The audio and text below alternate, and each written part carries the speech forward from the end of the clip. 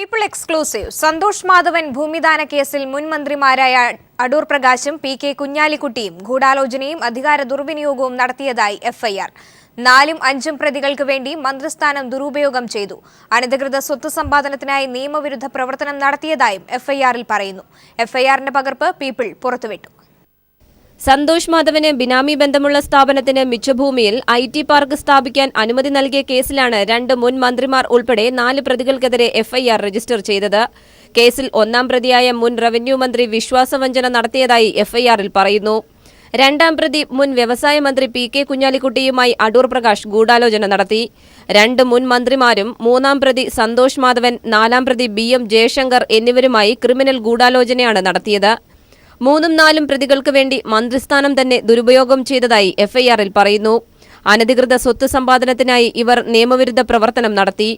ഭൂപരിധി നിയമത്തിൽ നിന്നും ഒഴിവാക്കി നൽകിയത് അധികാര ദുർവിനിയോഗമാണെന്നും ഡിവൈഎസ്പി RD അജിത് എഫ്ഐആറിൽ വ്യക്തമാക്കുന്നു. സംഭവത്തിൽ ജില്ലാ കളക്ടറുടെ ഉത്തരവിന് വിരുദ്ധമായി മുൻ സർക്കാർ പ്രവർത്തിച്ചു. സർക്കാരിന് ഇത് വലിയ വീഴ്ചയാണ്.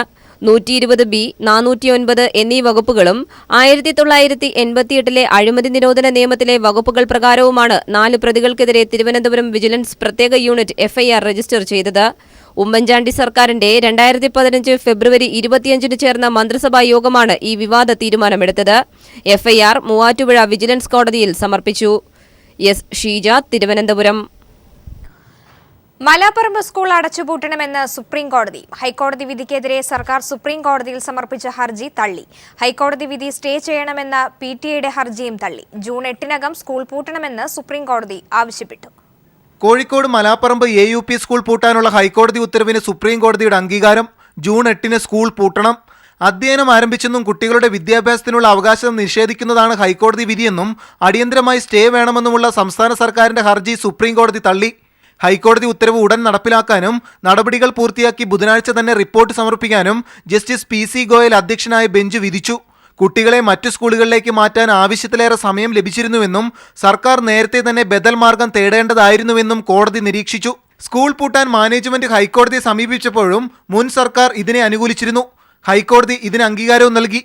ഇതേ തുടർന്ന് മാറിവന്ന LDF സർക്കാരും സ്കൂളിലെ അധ്യാപക രക്ഷിതാക്കളും നൽകിയ ഹർജിയിലാണ് സുപ്രീം കോടതി ഇന്ന് പരിഗണിച്ചത്. ഒടുവിൽ ഹൈക്കോടതി ഉത്തരവ് സുപ്രീം കോടതി ശരിവച്ചിരിക്കുന്നു. റിയൽ എസ്റ്റേറ്റ് മാഫിയകൾക്ക് ഇനി മലാപ്പറമ്പ് സ്കൂൾ പ്രദേശത്ത് ചിറക് വിടർത്താം. 75-ൽ പരം വിദ്യാർത്ഥികളുടെ വിദ്യാഭ്യാസ ഭാവി ഇരുട്ടിലേക്കും. ക്യാമറാമാൻ രാജീവ് കണ്ണാടിക്കൊപ്പം Manushankar, news bureau, Delhi. Supreme കോടതി വിധി പഠിച്ച ശേഷം തുടർ നടപടി സ്വീകരിക്കുമെന്ന് വിദ്യാഭ്യാസ മന്ത്രി C. രവീന്ദ്രനാഥ്. സ്കൂൾ ഏറ്റെടുക്കുന്ന കാര്യം ചർച്ച ചെയ്യും. മറ്റ് സ്കൂളുകളിൽ സമാന സാഹചര്യം ഉണ്ടാകുന്നത് തടയാൻ നിയമ ഭേദഗതി നടത്തുന്നത് പരിഗണിക്കുമെന്നും വിദ്യാഭ്യാസ മന്ത്രി തിരുവനന്തപുരത്ത് പറഞ്ഞു. സ്കൂൾ അടിയന്തരമായി ഏറ്റെടുക്കണമെന്ന് KSTA സർക്കാരിനോട് ആവശ്യപ്പെട്ടു. സുപ്രീം കോടതിയുടെ വിധി മാനിക്കുകയാണ്. അതെന്താണെന്ന് പൂർണ്ണമായിട്ടും മനസ്സിലായിട്ടില്ല. അത് കിട്ടിയ ശേഷം എന്ത് നടപടിയെടുക്കണമെന്ന് കൂടിയാലോചനയോടെ തീരുമാനിക്കും. മലാപ്പറമ്പ് സ്കൂൾ അടച്ചുപൂട്ടാൻ അനുവദിക്കില്ലെന്ന് സ്കൂൾ സംരക്ഷണ സമിതി. തടയാൻ വരുന്നവരെ എന്ത് വില കൊടുത്തും ചെറുക്കുമെന്നും സംരക്ഷണ സമിതി. സുപ്രീം കോടതി വിധിയുടെ പശ്ചാത്തലത്തിൽ മലാപ്പറമ്പ് സ്കൂൾ സംരക്ഷണ സമിതി അടിയന്തര യോഗം ചേർന്നു. മലാപ്പറമ്പ് AUP സ്കൂൾ അടച്ചുപൂട്ടാനുള്ള ഹൈക്കോടതി വിധിക്ക് സുപ്രീം കോടതി കൂടി അനുമതി നൽകിയതോടെ ഇവിടുത്തെ കുട്ടികളും രക്ഷിതാക്കളും നാട്ടുകാരുമെല്ലാം ആശങ്കയിലാണ്. സുപ്രീം കോടതി കൂടി കൈവിട്ടതോടെ ഇവിടെ പഠിക്കുന്ന 60 കുട്ടികൾ ഇനി എന്ത് ചെയ്യുമെന്നാണ് ഇവരുടെ ചോദ്യം. കോടതി വിധിയുടെ പശ്ചാത്തലത്തിൽ സ്കൂൾ സംരക്ഷണ സമിതിയുടെ അടിയന്തര യോഗം ചേർന്ന് പ്രതിഷേധ സമരം ശക്തമാക്കാൻ തീരുമാനിച്ചു. സ്കൂൾ പൂട്ടാൻ വന്നാൽ ജനങ്ങളെ അണിനിരത്തി തടയുമെന്ന് സ്കൂൾ സംരക്ഷണ സമിതി ഭാരവാഹികൾ വ്യക്തമാക്കി. കേരള വിദ്യാഭ്യാസ നിയമത്തിൽ ഈ 7-6 വകുപ്പ് വെച്ചിട്ടാണ് ഈ പൂട്ടാൻ വേണ്ടിയിട്ട് ഉത്തരവിട്ടിട്ടുള്ളത്. അതിന് എന്തായാലും ചെറുക്കും. വിവിധ രാഷ്ട്രീയ പാർട്ടി നേതാക്കളുടെ പിന്തുണയും സമരസമിതി തേടിയിട്ടുണ്ട്. News bureau, Kozhikode. സ്വർണ്ണക്കടത്ത് കേസിലെ പ്രതികൾ തനിക്ക് 25 ലക്ഷം രൂപ കോഴ വാഗ്ദാനം ചെയ്തതായി ഹൈക്കോടതി ജഡ്ജി ജസ്റ്റിസ് KT ശങ്കരന്റെ വെളിപ്പെടുത്തൽ. കേസ് പരിഗണിക്കവേ തുറന്ന കോടതിയിൽ ഇക്കാര്യം വെളിപ്പെടുത്തിയ ജഡ്ജി താൻ ഈ കേസിൽ നിന്നും പിന്മാറുന്നതായും അറിയിച്ചു. കോഫെ പോസ പ്രകാരമുള്ള കരുതൽ തടങ്കലിൽ നിന്നും പ്രതികളെ ഒഴിവാക്കാനായിരുന്നു കോഴ വാഗ്ദാനം. നെടുമ്പാശ്ശേരി വഴി സ്വർണ്ണക്കടത്ത് നടത്തിയ സംഭവത്തിൽ മൂവാറ്റുപുഴ സ്വദേശികൾ പ്രതികളായ കേസ് പരിഗണിക്കവെയാണ് ജഡ്ജിക്ക് കൈക്കൂലി വാഗ്ദാനം ചെയ്തുവെന്ന വെളിപ്പെടുത്തൽ ഹൈക്കോടതിയിലുണ്ടായത്. ജസ്റ്റിസുമാരായ KT ശങ്കരൻ, A ഹരിപ്രസാദ് എന്നിവരടങ്ങുന്ന ഡിവിഷൻ ബെഞ്ചായിരുന്നു കേസ് പരിഗണിച്ചത്. കോഫെപോസ പ്രകാരമുള്ള കരുതൽ തടങ്കൽ ഒഴിവാക്കണമെന്ന പ്രതികളുടെ ഹർജിയായിരുന്നു കോടതിയുടെ പരിഗണനയ്ക്കെത്തിയത്. ഇതിനിടെ താൻ പ്രസ്തുത കേസ് കേൾക്കുന്നതിൽ നിന്നും ഒഴിവാകുന്നതായി ജസ്റ്റിസ് KT ശങ്കരൻ തുറന്ന കോടതിയെ അറിയിക്കുകയായിരുന്നു. പ്രതികൾ തനിക്ക് കോഴ വാഗ്ദാനം ചെയ്തുവെന്നും ജഡ്ജി ഓപ്പൺ കോടതിയിൽ വെളിപ്പെടുത്തി.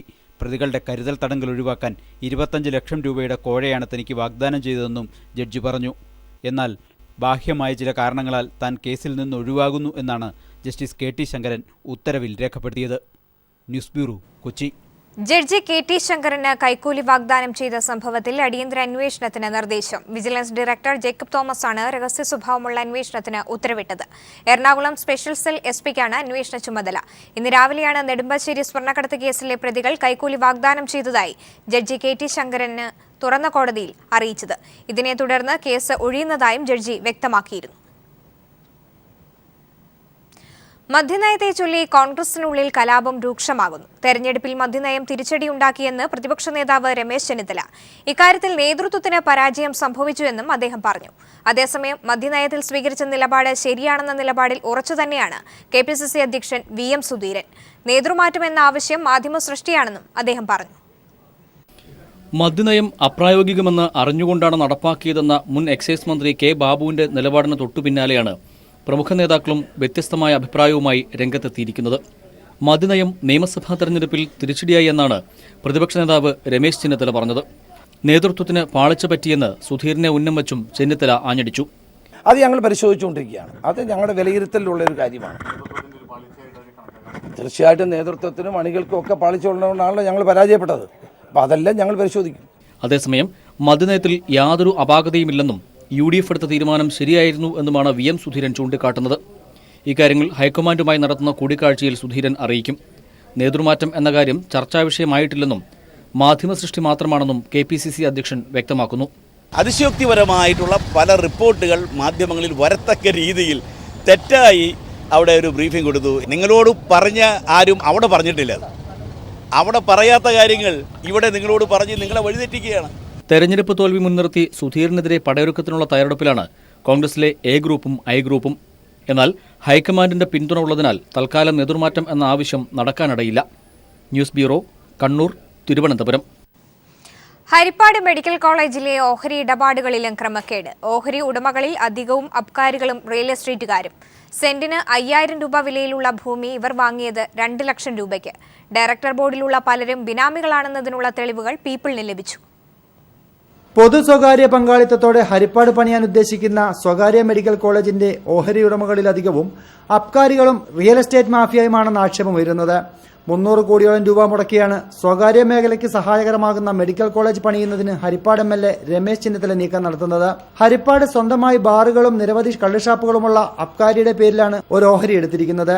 ബിനാമി പേരിലാണ് BDJ സ്ഥാനാർത്ഥിയായി ഇക്കഴിഞ്ഞ തെരഞ്ഞെടുപ്പിൽ മത്സരിച്ച് 3ാം സ്ഥാനത്തേക്ക് തള്ളപ്പെട്ട മുൻ ദേവസ്വം ബോർഡംഗം ഓഹരി എടുത്തിരിക്കുന്നത്. കൂടാതെ നിരവധി റിയൽ എസ്റ്റേറ്റുകാരും ബോർഡംഗങ്ങളായുണ്ട്. സെന്റിന് 2000 മുതൽ 8000 രൂപ വിലയുള്ള നിലം 1 ലക്ഷം രൂപ മുതൽ 2 ലക്ഷം രൂപ വരെ നൽകിയാണ് ആശുപത്രി പണിയാൻ എടുത്തിരിക്കുന്നത്.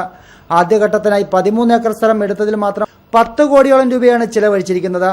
ഇത്തരത്തിൽ സർക്കാർ സഹായത്തോടെ വ്യാപകമായി അഴിമതി നടത്തുന്നതായാണ് ആരോപണമുയരുന്നത്.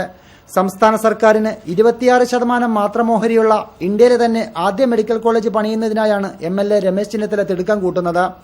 ഇതിന് പിന്നിലുള്ള സാമ്പത്തിക ക്രമക്കേടുകളെക്കുറിച്ചും വ്യാപകമായി ആക്ഷേപമുയർന്നിട്ടുണ്ട്. Shajahan, news bureau, Alappuzha. പെരുമ്പാവൂർ ജിഷ കൊലപാതക കേസിൽ മുൻ DGP TP സെൻകുമാർ സമർപ്പിച്ച റിപ്പോർട്ടിൽ മനുഷ്യാവകാശ commission chairman justice JB Koshy അതൃപ്തി രേഖപ്പെടുത്തി. കേസിൽ പോലീസിന്റെ വീഴ്ച മറച്ചുവെക്കുന്നതായുള്ള റിപ്പോർട്ട് അപൂർണമാണെന്നും വിശദമായ പുതിയ റിപ്പോർട്ട് അടുത്ത മാസം 5-ന് തന്നെ സമർപ്പിക്കണമെന്നും JB കോശി മുൻ DGP TP സെൻകുമാറിന് നിർദ്ദേശം നൽകി. പെരുമ്പാവൂർ ജിഷ വധക്കേസുമായി ബന്ധപ്പെട്ട പോലീസിന്റെ വീഴ്ചയും അന്വേഷണം ഇഴയുന്നതും സംബന്ധിച്ച നിരവധി പരാതികൾ മനുഷ്യാവകാശ കമ്മീഷനിലെത്തിയ സാഹചര്യത്തിലാണ് മുൻ DGP TP സെൻകുമാറിനോട് അന്വേഷണത്തിലെ വിശദാംശങ്ങൾ ഉൾപ്പെടുന്ന റിപ്പോർട്ട് നൽകാൻ commission chairman justice JB Koshy ഉത്തരവിട്ടിരുന്നത്. അതേസമയം മുൻ DGP TP സെൻകുമാർ മനുഷ്യാവകാശ കമ്മീഷൻ സമർപ്പിച്ച റിപ്പോർട്ട് അപൂർണമാണെന്ന് പറഞ്ഞ ചെയർമാൻ ജസ്റ്റിസ് JB കോശി റിപ്പോർട്ടിൽ അതൃപ്തിയും രേഖപ്പെടുത്തി. ഞാൻ ആവശ്യപ്പെട്ട കാര്യങ്ങൾ പറഞ്ഞിട്ടില്ല. കാരണം എന്നാണ് വീട് സീൽ ചെയ്യുന്നൊരു ചോദ്യം ഉണ്ടായിരുന്നു. സീൽ ചെയ്യാൻ താമസിച്ചതിൻ്റെ കാരണം എന്താണ്, അതിന് ഉദ്യോഗസ്ഥരുടെ പേരുകൾ എന്താണ്, അത് ഞാൻ ചോദിച്ചിരുന്നു. അതിന് മറുപടിയില്ല. താൻ ആവശ്യപ്പെട്ട റിപ്പോർട്ടിൽ FIR, പോസ്റ്റ്മോർട്ടം, ഇൻക്വസ്റ്റ് എന്നിവയുടെ പകർപ്പുകളില്ലെന്നും JB കോശി പറഞ്ഞു. ഇതൊക്കെ പോലീസിന്റെ വീഴ്ച വ്യക്തമാകുന്നതാണെന്നും വിശദമായ റിപ്പോർട്ട് അടുത്ത മാസം 5-ന് ഹാജരാക്കാനും നിർദ്ദേശിച്ചിട്ടുണ്ടെന്നും കോശി പറഞ്ഞു. Sunil Arimanur, news bureau, Thiruvananthapuram. Kochi metro rail 2017 മാർച്ചിൽ പൂർത്തിയാക്കാൻ മുഖ്യമന്ത്രി പിണറായി വിജയന്റെ നിർദ്ദേശം. ഇതിനായി നിർമ്മാണ പ്രവർത്തനങ്ങൾ ഊർജിതമാക്കാൻ ഉദ്യോഗസ്ഥർക്ക് നിർദ്ദേശം നൽകി. കൊച്ചി മെട്രോയുടെ നിർമ്മാണ പുരോഗതി വിലയിരുത്താൻ തിരുവനന്തപുരത്ത് മുഖ്യമന്ത്രിയുടെ ചേംബറിൽ ചേർന്ന യോഗത്തിന്റേതാണ് തീരുമാനം. നിർമ്മാണ പ്രവർത്തനങ്ങളുടെ റിപ്പോർട്ട് ത്രൈമാസത്തിൽ സമർപ്പിക്കണം. നിർമ്മാണ പുരോഗതി മുഖ്യമന്ത്രി നേരിട്ട് വിലയിരുത്തും.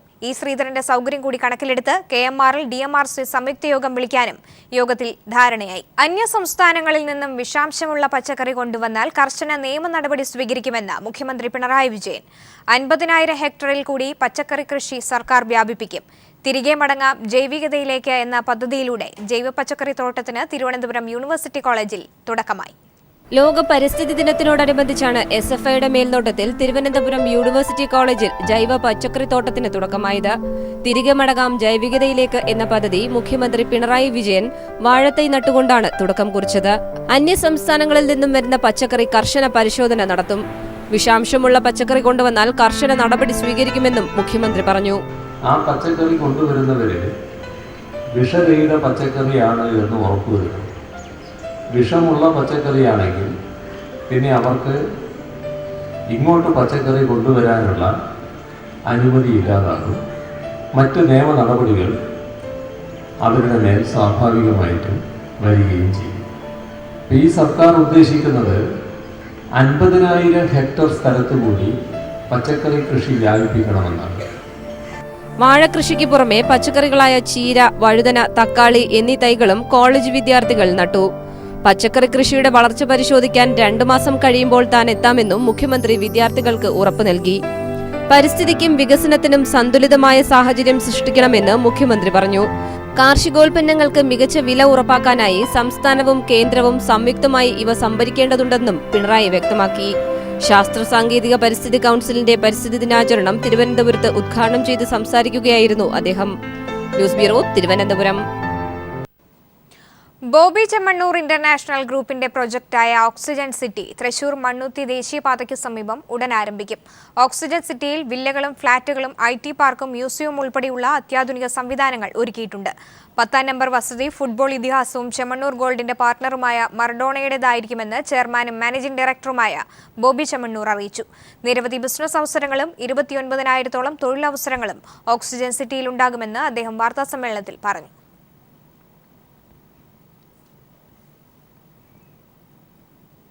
പ്രമുഖ നിർമ്മാതാക്കളായ അസറ്റ് ഹോംസിന്റെ ജാക്ക്പോട്ട് നറുക്കെടുപ്പ് കൊച്ചിയിൽ നടന്നു.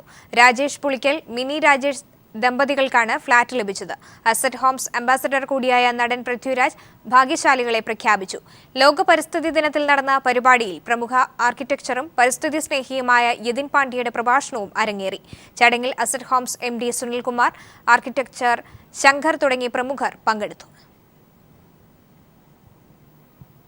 MLA മന്ത്രി കൂടിയായതോടെ തവനൂരിലെ വികസന സ്വപ്നങ്ങൾക്ക് നിറം കൂടി.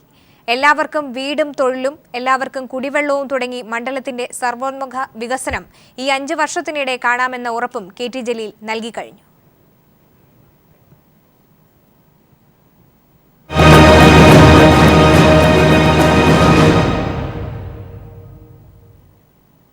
PK കുഞ്ഞാലിക്കുട്ടിയെ വീഴ്ത്തി നിയമസഭയിലെത്തിയ KT ജലീൽ തുടർന്നുള്ള തെരഞ്ഞെടുപ്പുകളിൽ തവനൂരിനെയാണ് പ്രതിനിധീകരിച്ചത്.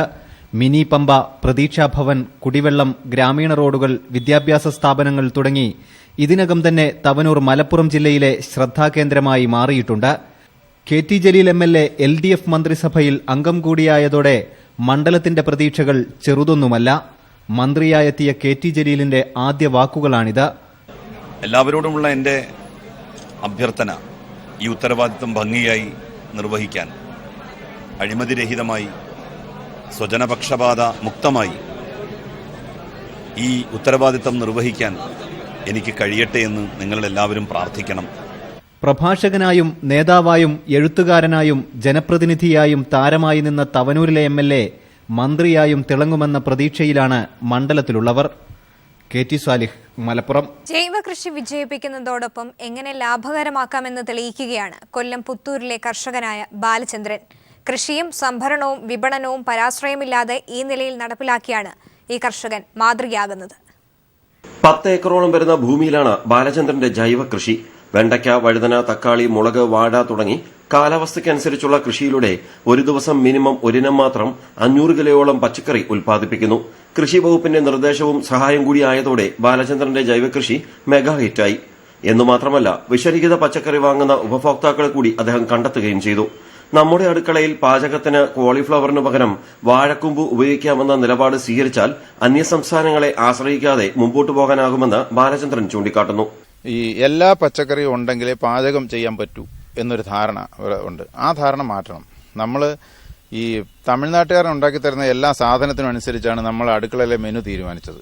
അത് മാറ്റിയിട്ട് നമ്മൾ ഉണ്ടാക്കുന്ന സാധനത്തിനനുസരിച്ച് അടുക്കളയിലെ മെനു തീരുമാനിക്കണം. കോളിഫ്ലവർ ഉണ്ടെങ്കിലേ തോരൻ വെക്കുമെന്ന് നിർബന്ധം പിടിക്കണ്ട, അത് വാഴക്കൂമ്പായാലും മതി. സ്വന്തം വിപണന കേന്ദ്രമാണ് ബാലചന്ദ്രന്റെ വിജയ രഹസ്യം. കൃഷിയും സംഭരണവും വിപണനവും ഒരു കൂടക്കീഴിൽ എത്തിക്കാൻ കഴിഞ്ഞതാണ് ബാലചന്ദ്രൻ എന്ന കർഷകന്റെ വിജയത്തിന് ആധാരം. പുത്തൂരിൽ നിന്ന് ക്യാമറാമാൻ പ്രമോദ് പന്തിയോടിനൊപ്പം രാജ്കുമാർ.